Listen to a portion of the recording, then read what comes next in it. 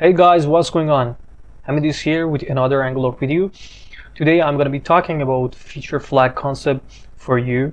So without any other ado, let's dig into the core part of this tutorial.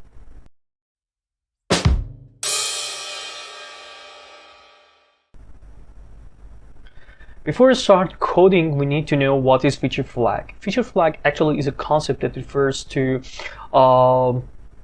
providing a system in our project that checks our feature are enabled or disabled. Actually, it is an awesome technique that allows teams to test test new features before accomplishing their development. It can be used for enormous reasons, such as deploying a feature for a small group of audience in order to get feedback from them, or A/B testing for a specific feature, and etc. It's worth mentioning that feature flag goes by many names, such as feature toggle, feature flipper, conditional feature, feature switch, and the other names. Now it's time to check feature flag in the Angular project, so stay tuned. Alright guys, I already prepared this Angular project for you. As you can see, there is no change in our view, but I already made some change in our project in some files, such as environment files. As you can see, I added this features array here, and I suppose that we have a bunch of features such as discount, statistics, and etc. We are going to check these features activity on the runtime, and other than this, I added two modules here. As you can see, they are discount and statistics module. There are no details in these modules. I just added two page and routing module in them. You can check it later on, and I just added those modules roots here in the app routing modules, just this. So this is the initial style of our project, and we are going to start to implement the feature flag system in our Angular project. I think this page design is good enough, and I believe that we don't need these things here. So I'm going to go to the app component.html file and find the resources label and remove all this stuff. Okay, let's check what we have here. Okay, it's like this, and I'm going to add the discount and statistics links in the app.component.html file. Okay, so let's do it.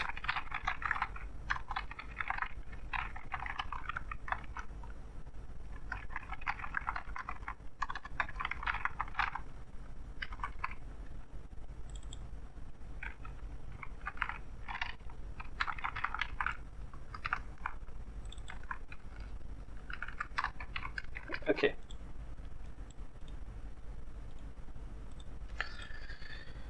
Okay, let's check the functionality of these links. Let's go on next page and statistics next page. Okay. Well, let's imagine that we want to check that our discount feature is enabled or disabled, and based on this, we want to decide we want to render them or not. So there are workarounds for this thing, and the most traditional one is adding a variable in our component class and check the active value of those feature. Let me show you what I mean. Okay, let's go back to our app component the TS file, and let's say we want to check discount feature activeness. Okay, so I'm going to add this variable here, and let me say that this discount feature value is equal to environment dot features dot find goes to its name, call discount. Okay,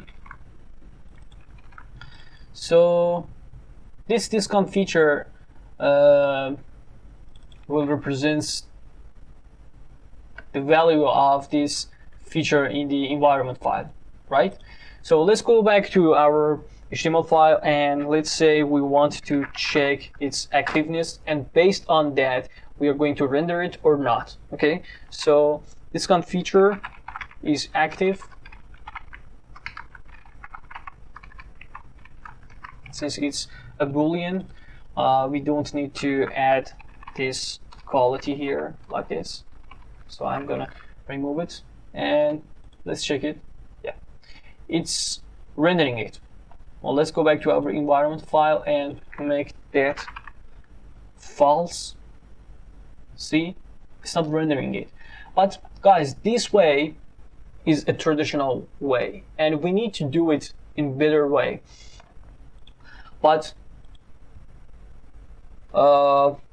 what are the other solutions or workarounds for this one? The other workaround that exists for doing this is using directive in Angular module. So let's go to our app directory and add this directive to our project. Since it's like a shared directive and we can use it for every module component or the other things, I'm going to add it under the shared directory. So let me create the shared directory, and under the shared directory, let's say we have a bunch of directives. So in directives, I'm going to create a module for feature flag. First, ngg feature flag.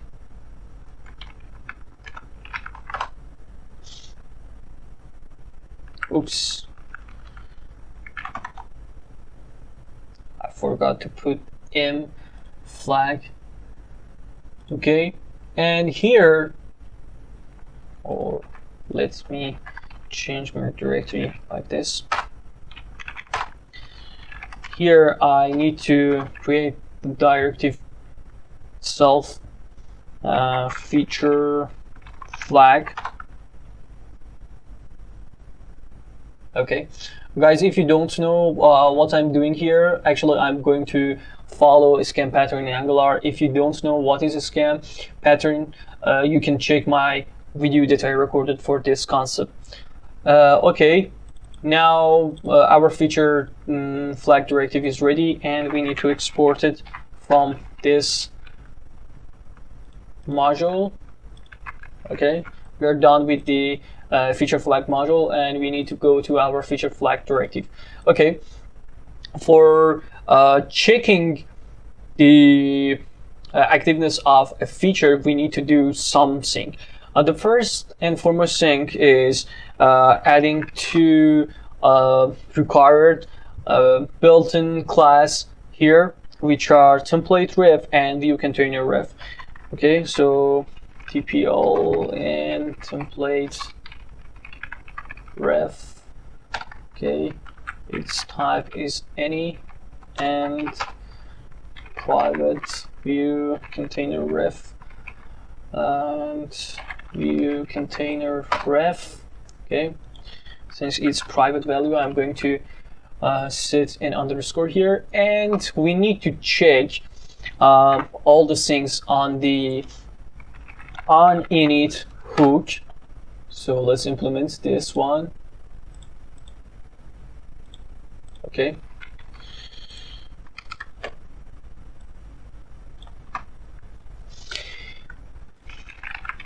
Let's say that we want to check our features activeness. So we need to get the feature name from our code. So as input, we need to get that, right?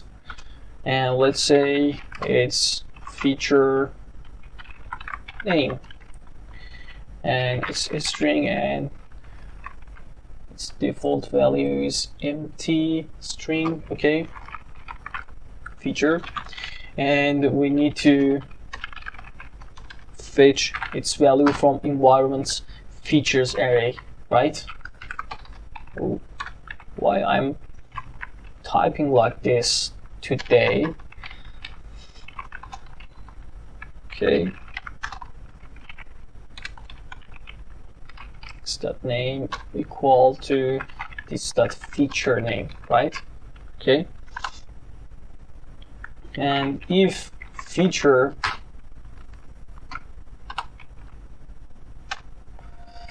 okay,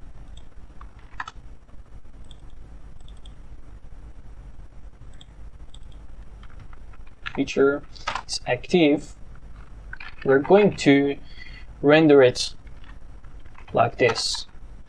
That create embed view and it's .tpl.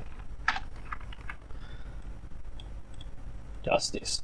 For those who don't know what are the template ref and view container ref, I would say that template ref is actual like a ng template in your code, and view container ref is a container that can attach one or more views to it. Okay, so we're going to check our feature is active or not, and if it is active, we're going to render it.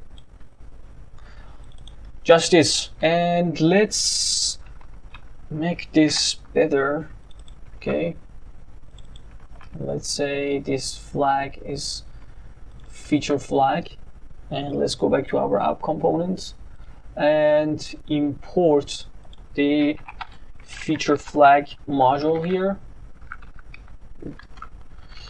Feature flag module, and instead of ngIf, let's say feature flag, and our feature name is discount. Okay.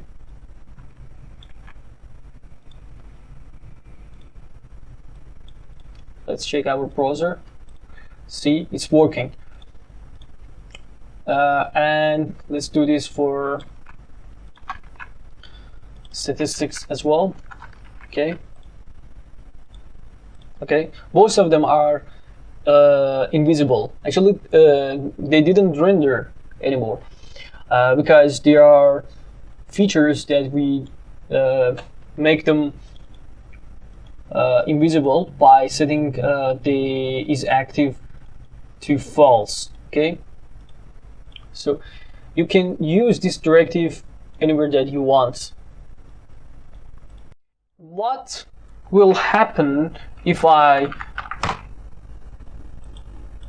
change our routes manually like this? As you can see, our pages are rendering here.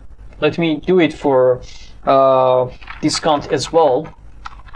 Discount, and see, it's rendering here. So we need to do extra sync.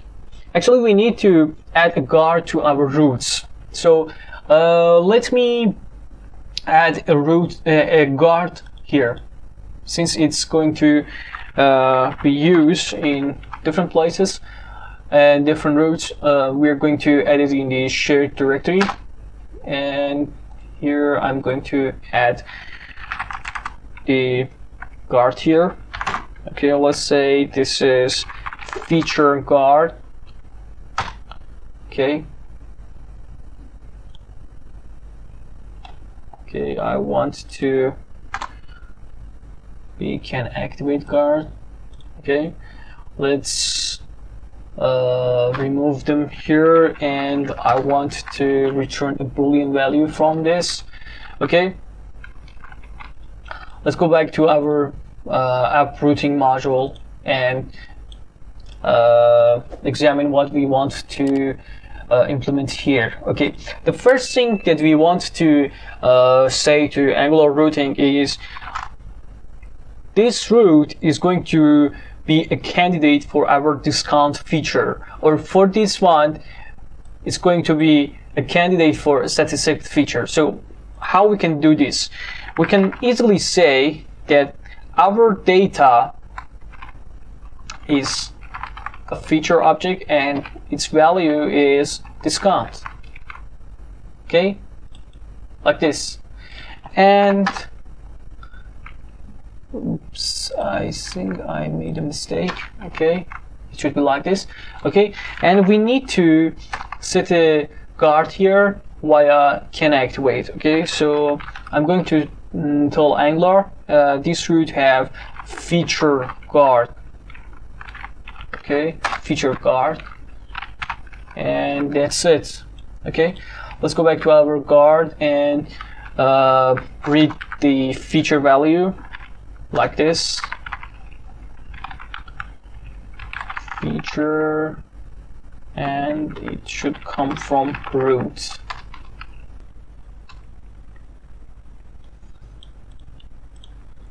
Okay, we need a const here. Actually, we are going to say that we need a value from root object, and we want these values. Okay. What I'm doing, my god. Okay.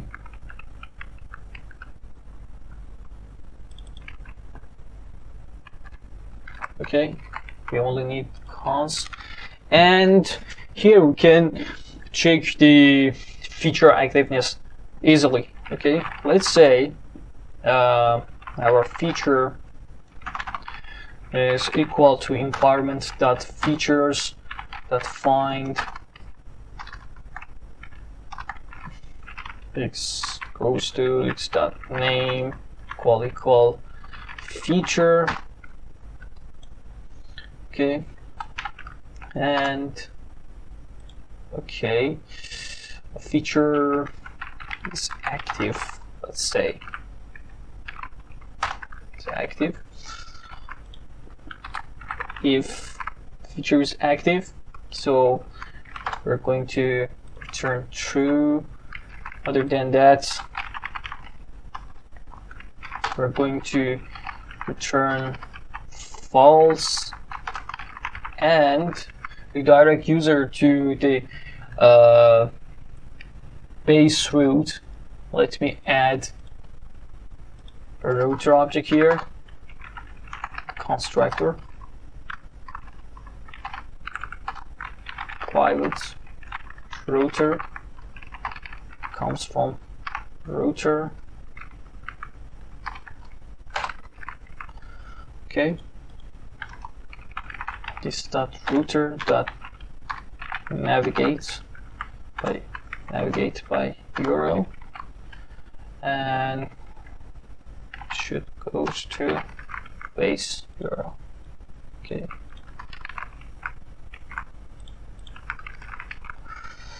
Let's put all this stuff in try catch for the sake of making sure that our code is safe. And that's it. Let's check our discount route again. Okay. Okay. Don't have. Okay. It's check the guard, and since it's not active, it goes back to the root path. Let's do it for statistic. Since it's not set it for a statistic module, it's not working. So let's do it for a statistic again. Actually, for a statistic as well. Sorry. And the feature is statistics, and it's going to